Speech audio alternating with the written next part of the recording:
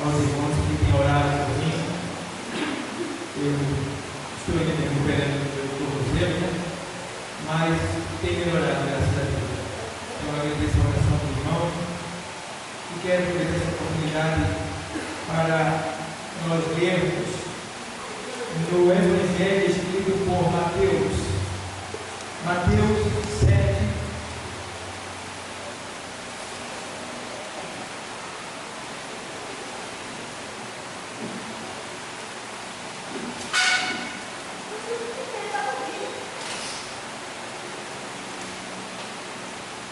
Mateus 7, verso de número 24. No caso, é verso de número 7, 24. Mateus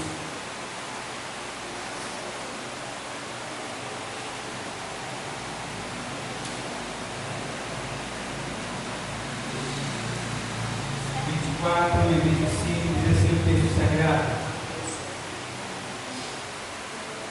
todo aquele, pois, que escuta estas minhas palavras e as pratica, assemelhá-lo-ei ao homem prudente, que edificou a sua casa sobre a rocha,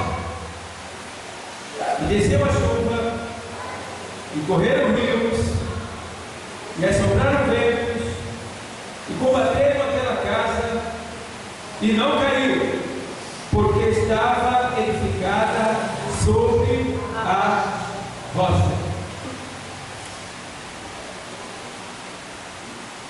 E aquele que ouve estas minhas palavras e as não cumpre, compará-lo-ei ao homem insensato, que edificou a sua casa sobre a areia, e desceu a chuva, e correram rios, e assopraram ventos, e combateram aquela casa, e caiu, e foi grande a sua queda.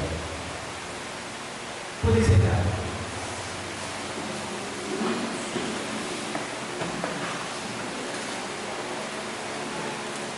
Amados irmãos, servos de Deus Altíssimo, servos de Deus Altíssimo, nós estamos em um culto denominado culto de doutrina. Esses cultos de doutrina, ele ainda é preservado aqui em Pernambuco, no Nordeste do Brasil, pois este nome, este culto denominado culto de doutrina já não existe mais com esse nome no Sul e em outros lugares, não se usa mais esse nome. Mas nós que somos guardião dos oráculos do Senhor, da palavra de Deus e dos bons costumes, entendamos que a palavra doutrina não está fora da Bíblia. A palavra doutrina, ela é uma palavra que quer dizer um conjunto de normas inquestionáveis. A palavra doutrina quer dizer conjunto de normas ou de ensinamentos inquestionáveis. Então, a Bíblia é esse conjunto de normas, de ensinamentos inquestionáveis. Por que inquestionáveis? Porque tudo que a Bíblia fala, ela é fiel, ela é verdadeira e ela tem um compromisso, ela é a palavra de Deus, ela tem um compromisso de nos tornar santos. A Bíblia diz em João, o Evangelho 17, o texto diz: Pai, santifica-os na verdade, a tua palavra é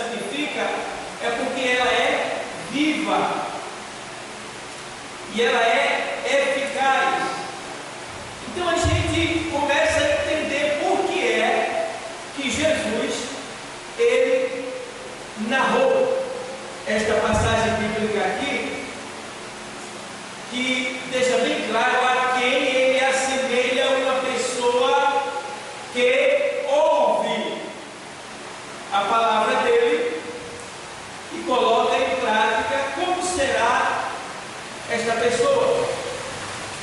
Então, Mateus foi privilegiado em ouvir esta narração e escreveu no seu livro, o Evangelho. E quando ele narra aquilo que Jesus falou, ele diz exatamente assim: Jesus falando: todo aquele, pois, que escuta estas minhas palavras e as pratica, assemelhá-lo-ei ao homem prudente. Seja Jesus falando, dizendo que ele vai comparar o homem que ouve a palavra dele e cumpre ela ao homem que edificou a sua casa sobre a rocha. Quando o Senhor fala que ele compara as pessoas que ouvem a palavra e colocam em prática a aquele homem que firmou a sua casa sobre a rocha, quando ele fala de rocha, ele está falando dele mesmo. Ele está falando de uma maneira metafórica, né? Ilustrada, que só vai entender quem está no Espírito, quem está observando bem o que ele está falando, qual é a intenção dele quando fala isso. E aí ele compara esta pessoa que ouviu a palavra, colocou em prática, a uma pessoa que construiu a sua casa sobre rocha. E aí ele diz por quê? Porque desceu a chuva. Desceu a chuva e correram rios e assopraram ventos e combateram aquela casa, e não caiu porque estava edificada sobre a rocha, elevada sobre a rocha, construída sobre a rocha. A gente entende que chuva é bom. Quando a chuva ela é seródia, a chuva seródia é uma chuva que vem, que ela acontece quando ela está já no final, ela é as últimas chuvas da estação, né? A chuva seródia, ela é as últimas chuvas da estação. E tem também a chuva temporã, que é as primeiras chuvas que acontece no outono.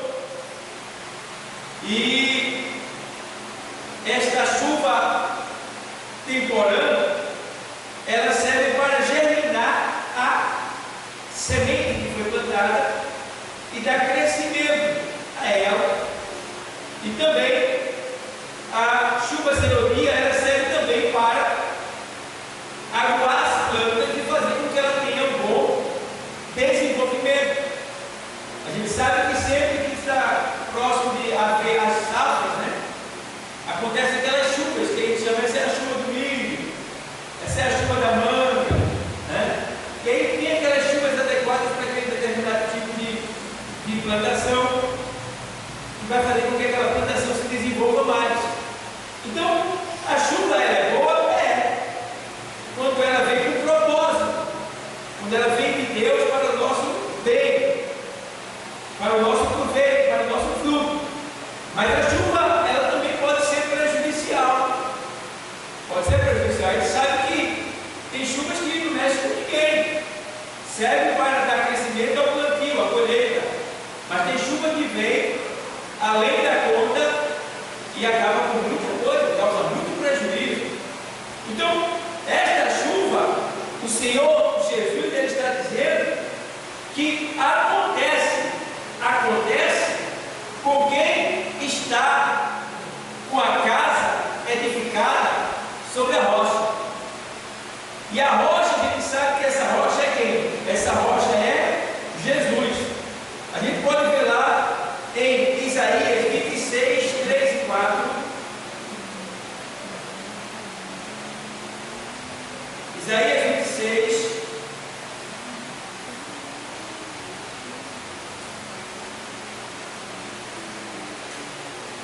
Diz assim o texto: tu conservarás em paz aquele cuja mente está firme em ti, porque ele confia em ti.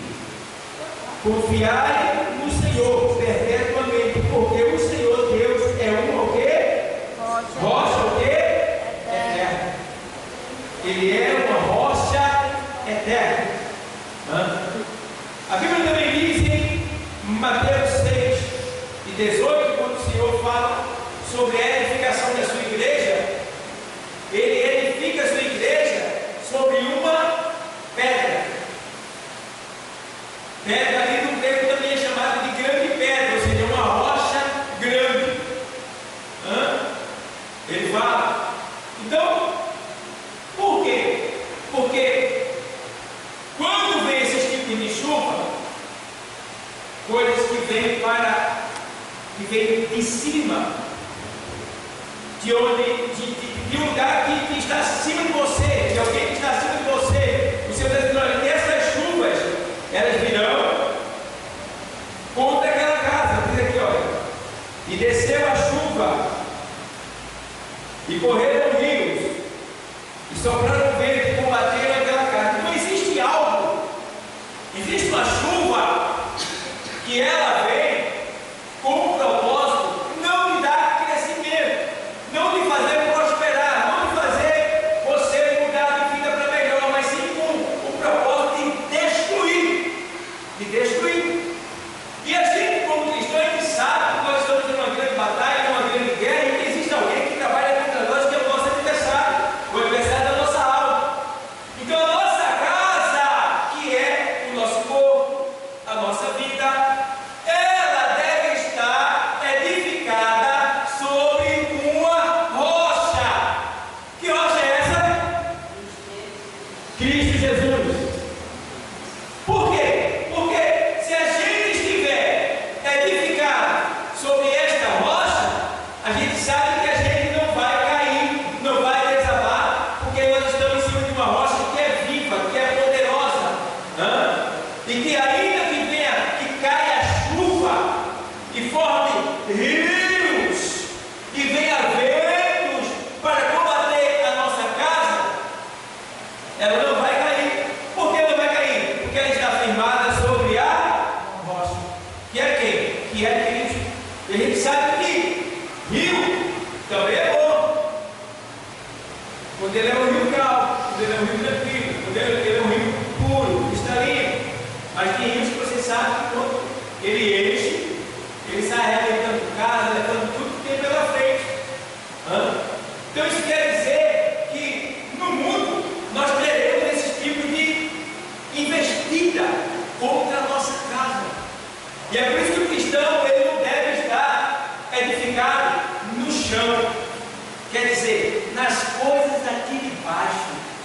Está entendendo? Quando Cristo diz: olha, eu vou assemelhar um homem que edificou a casa dele sobre a rocha, é porque ele está, de certa forma, induzindo nós, incentivando a nós a estar sobre ele, ligado nele, edificado nele, e de certa forma ele está fazendo isso para que a gente não está ligado com as coisas de baixo, para que a gente não tenha raízes aqui embaixo. E você já olhou, tem pessoas que estão tão arraigadas nas coisas aqui de baixo, aqui na terra, nas coisas materiais, que elas têm medo de morrer. Elas morrem de medo de morrer, para pensar ali embaixo, né? São pessoas que não pararam para entender que para entrar no céu, se você é servo de Deus, se você pertence a Deus, vai ser necessário você morrer. Não só morrer no orgulho, na prepotência, no egoísmo, na desobediência, na inveja, na cobiça, na malícia, no pecado, mas também morrer fisicamente. Pode ser necessário que nós tenhamos que morrer fisicamente. Por que eu digo necessário? Porque nós somos a igreja do arrebatamento. Estamos prestes a participar de um grande evento que está na Bíblia Sagrada e que pode ser que a gente não venha visitar a sepultura, que sejamos levados daqui ainda estando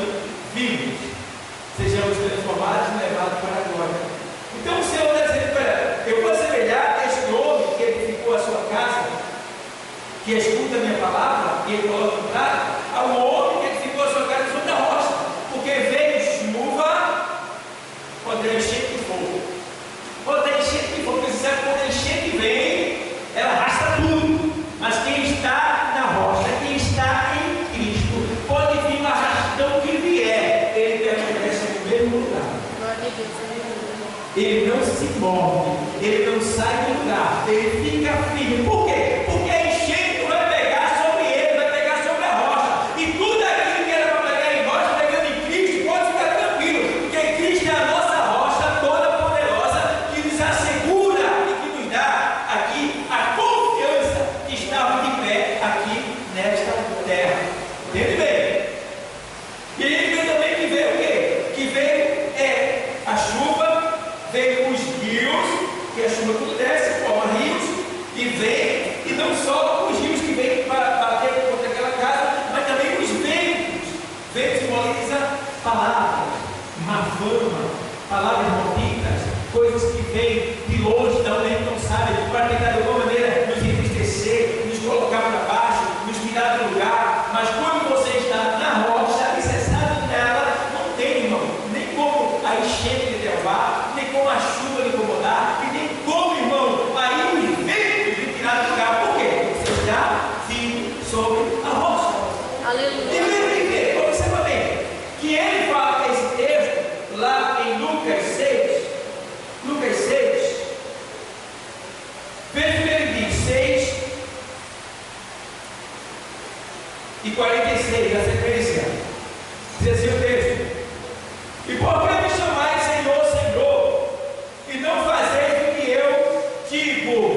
Ó, temos que ter cuidado, não basta só vir aqui e dizer meu Senhor, glória a Deus, meu Senhor, tu és meu Deus, não basta só chamar ele de Senhor, Senhor, tem que fazer o que ele diz, tem que fazer o que ele manda, porque, irmão, ele tem que olhar, e por que me chamais Senhor, Senhor, e não fazeis o que eu digo? 47, vamos lá.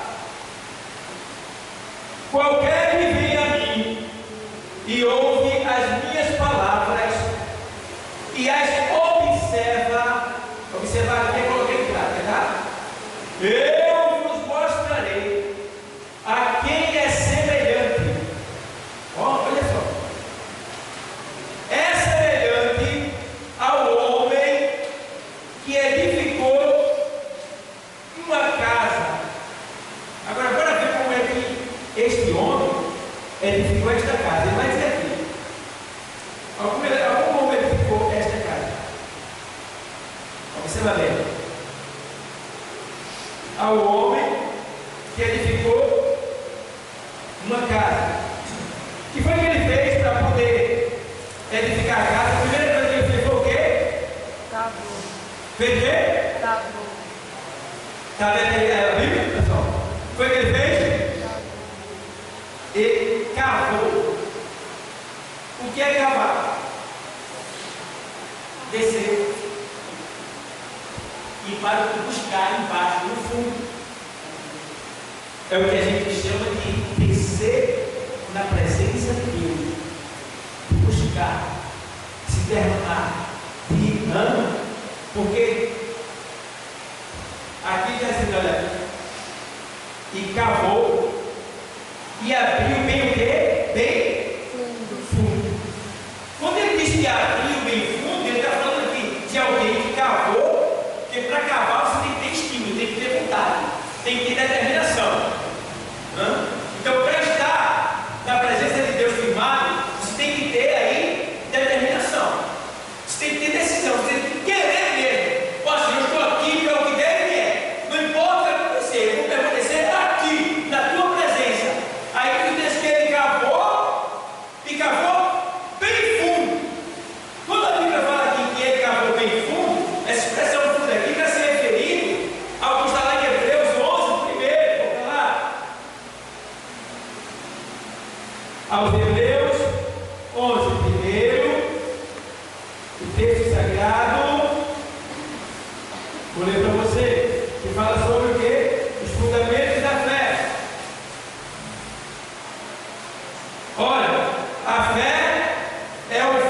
quê? Fundamento. Então quer dizer que a nossa fé, ela tem que ter um firme fundamento. O que é fundamento? É um alicerce profundo. A gente vê no mundo secular que quando vai se construir um edifício, um prédio, dá-se um bate, traca os furadores e vai furando profundamente aquele terreno e vai se colocando bate, traca, vai batendo para que aquele ferro vai descendo, porque ele vai ser edificado, vai ser construído um grande prédio, um grande edifício, né? Para que aquele edifício ele esteja firme, não venha cair, por mais alto que ele seja. Então assim deve ser a nossa vida diante de Deus. Nós devemos ter um firme e profundo alicerce, para que a gente realmente esteja prontos para suportar toda e qualquer situação, por mais difícil, por mais pesada, por mais terrível que ela seja. Sabe, porém, que a nossa fé ela está alicerçada também na rocha, que é Cristo. Então a gente precisa ter esse conjunto de fé, de espiritualidade, para poder se manter na presença do Senhor e aguardar o que Ele tem de melhor para cada um de nós. Amém, igreja? Então, olha, aí diz aqui, olha, a fé é o firme fundamento das coisas que se esperam e a prova das coisas que se não veem. Então, o firme fundamento das coisas que se esperam, ou seja, eu quero algo da parte de Deus faz 10 anos, alguém já disse que não ia acontecer, né? Já veio desânimo tentando me fazer desistir, mas eu continuo orando e dizendo, Senhor, eu quero. Porque só quem pode impedir, ou seja, que eu continue orando, é o campo que ele diz, olha, eu não vou te dar o que está me dando. Mas enquanto ele não me responder, eu vou continuar orando. Vou continuar pedindo. Porque ele tem que te dar uma resposta. Deus não deixa você sem uma resposta. Ou ele diz sim, ou ele diz não, ou ele fica calado, esperando o momento de dizer, olha, não está na hora, mas ele não vai deixar você em dúvida. Ele vai te dar uma resposta. De alguma maneira, ele vai te responder. Então a gente precisa ter esta paciência, né?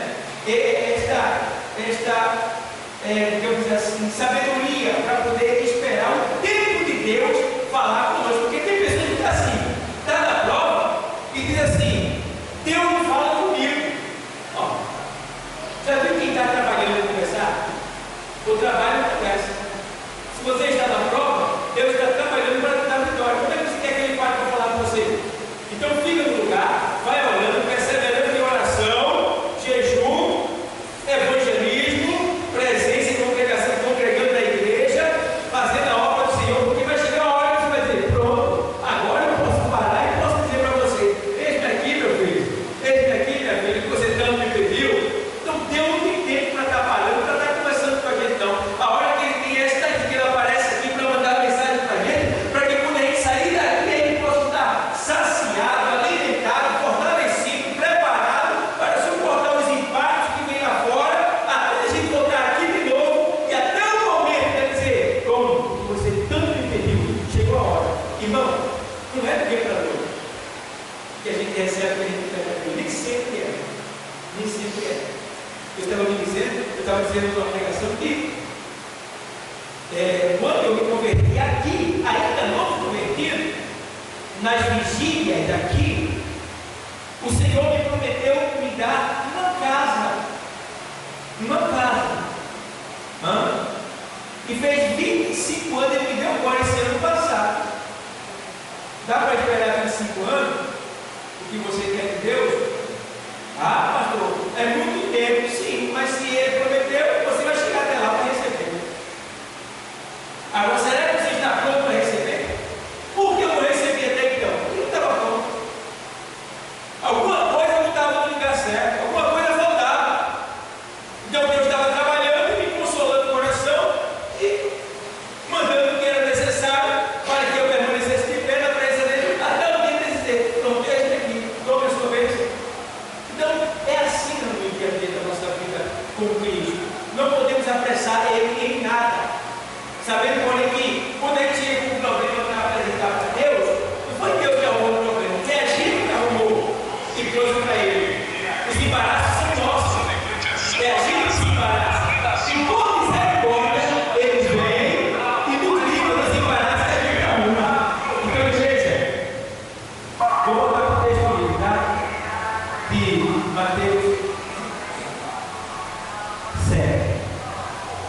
O texto sagrado diz assim, né?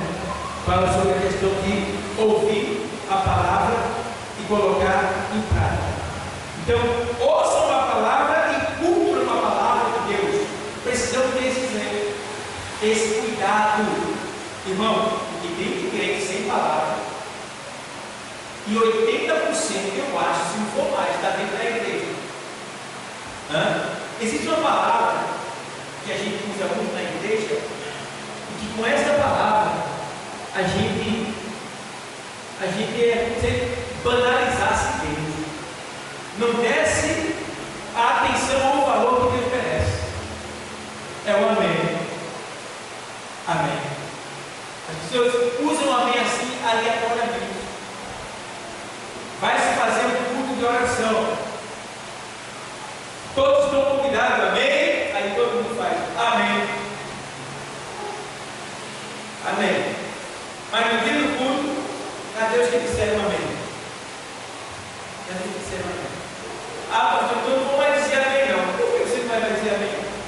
Você deve dizer, porque é para fazer a vontade de Deus, que você deve lutar. Então o máximo que você é para fazer a vontade de Deus e estar na presença dele. Porque quanto mais a gente fizer a vontade dele e estiver na presença dele, quem vai ganhar é quem? Nós. Somos nós. Tem um texto que está lá em João 12, 25, 26. Daí na sua Bíblia diz assim: quem me serve. Não, o texto é assim, para pensar assim: olha, quem ama a sua vida, perdê-la. Mas quem por amor de perder a sua vida, achá-la. Aí ele vai: quem me serve, siga-me. 12, 25, 26. Quem me serve, siga-me. E onde eu estiver, ali estará também o meu servo. Isso é Jesus falando. Que quem serve a ele deve seguir ele e estar aonde ele está. Quem me serve, siga-me. E onde eu estiver, ali estará também o meu servo. Irmão, quem é servo quer estar onde Jesus está. Eu não sei como é que tem pessoas que dizem ser servo de Deus e não está no culto de oração, não está no evangelismo, não está na visita aos enfermos, não está envolvido na obra de Deus. Vem para a igreja às vezes no domingo, vem quando acha que tem que vir. Meu Deus do céu, não é certo. Porque toda vez que as portas são abertas e aqui acontece um culto, Deus está presente. Então ele diz: olha, quem me serve, siga-me, e onde eu estiver, estará também o meu servo. E se alguém me servir, meu Pai o honrará. Então o Senhor, ele nos honra quando nós o seguimos e o servimos. Mas a gente perde muito por essa razão. Veja aos Hebreus 6 e 10.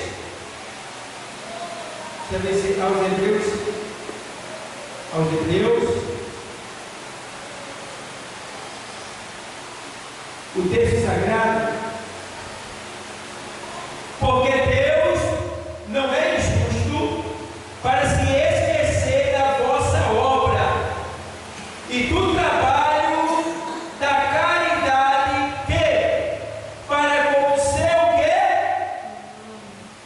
Para com o seu quê? Nome. Mostrastes enquanto servistes aos santos e ainda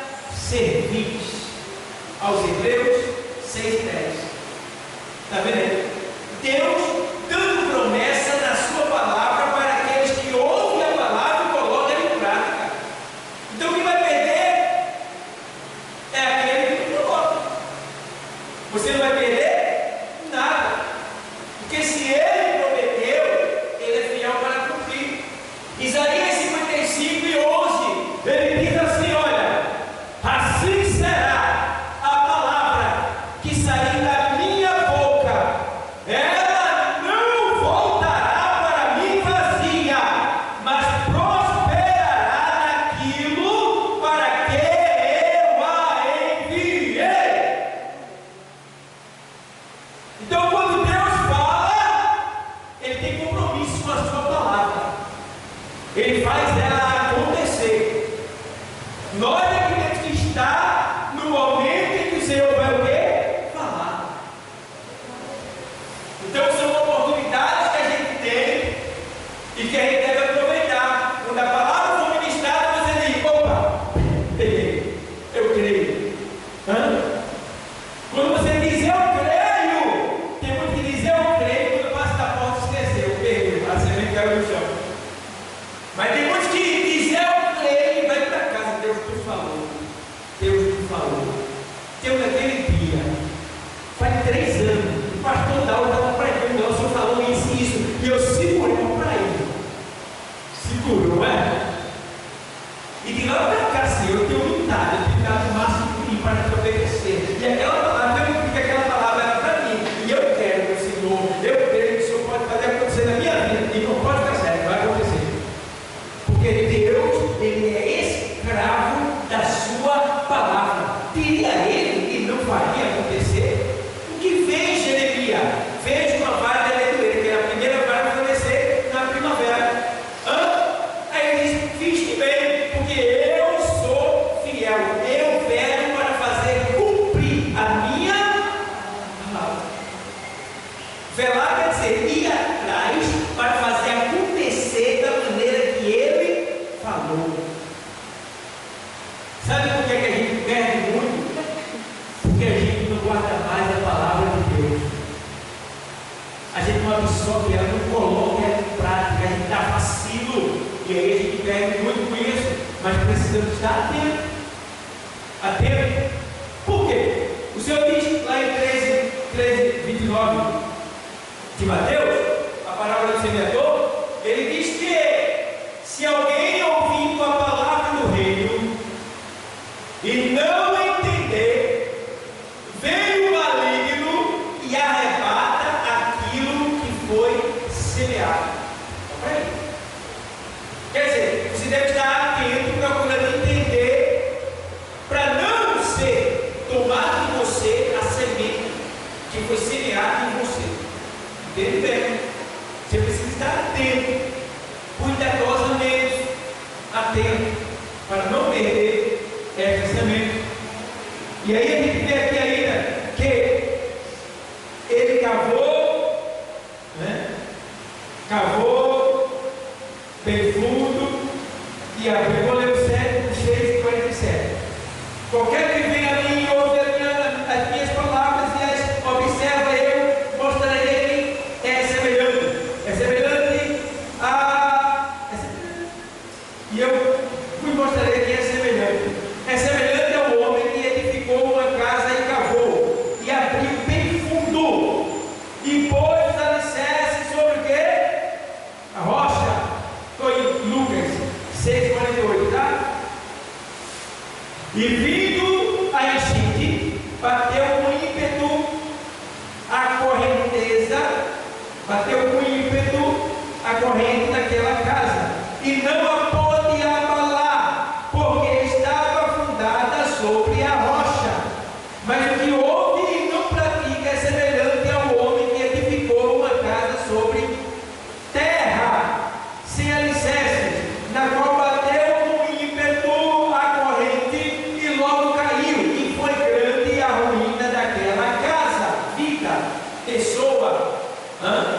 Então, ei, se você não coloca a palavra de Deus, se você